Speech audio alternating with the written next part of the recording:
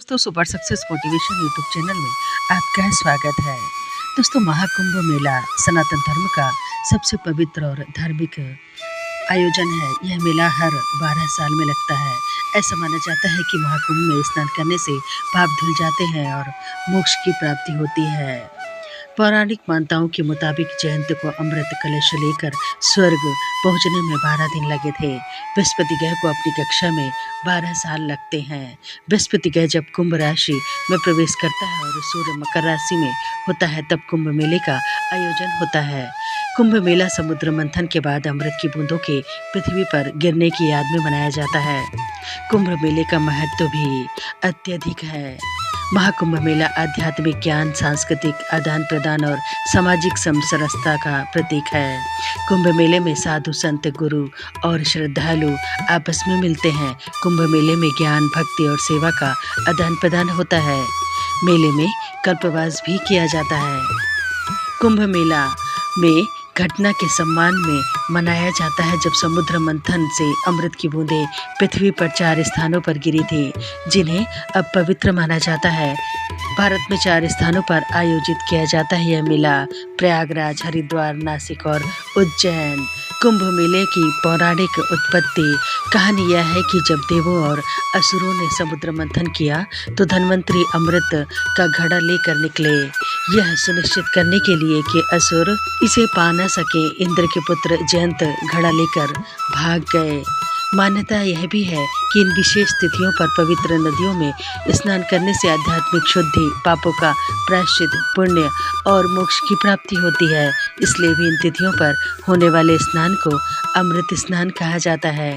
मान्यता यह भी है कि इन विशेष तिथियों पर पवित्र नदियों में स्नान करने से आध्यात्मिक शुद्धि, पापों का प्रायश्चित, पुण्य और मोक्ष की प्राप्ति होती है।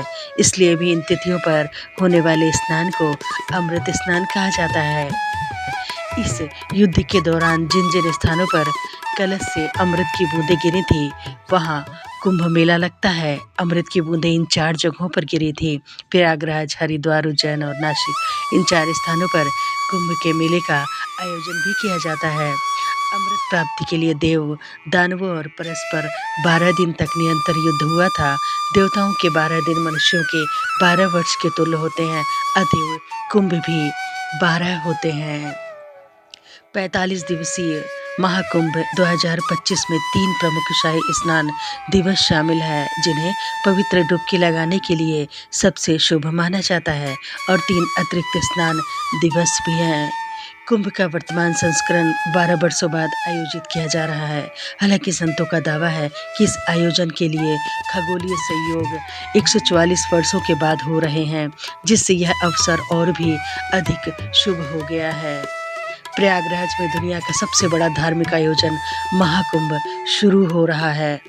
अगले 42 दिनों तक करोड़ों लोग पवित्र स्नान के लिए संगम में डुबकी भी लगाएंगे। यह महाकुंभ कई मायनों में खास है, जिसमें बड़े पैमाने पर तैयारियां, सुरक्षा व्यवस्था या कई नए आयोजन शामिल हैं।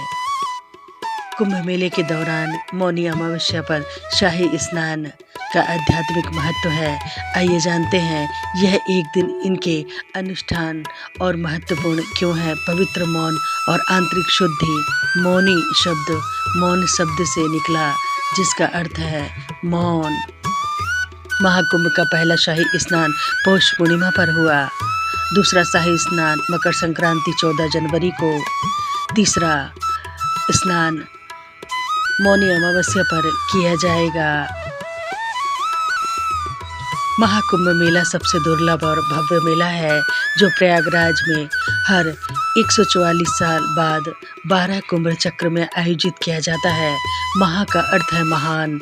यह 12 साल के पूर्ण कुंभ के 12 चक्रों के बाद होता है, जो अत्यंत शुभ ग्रहों की स्थिति के साथ संरेखित होता है। कुंभ मेला हर 12 साल बाद प्रयागराज, हरिद्वार, नासिक, त्र्यंबकेश्वर और उज्जैन में संगम गंगा, गोदावरी और क्षिप्रा नदियों के तट पर आयोजित किया जाता है। ऐसा माना जाता है कि कुंभ के दौरान इन नदियों में स्नान करने से व्यक्ति के पाप धुल जाते हैं।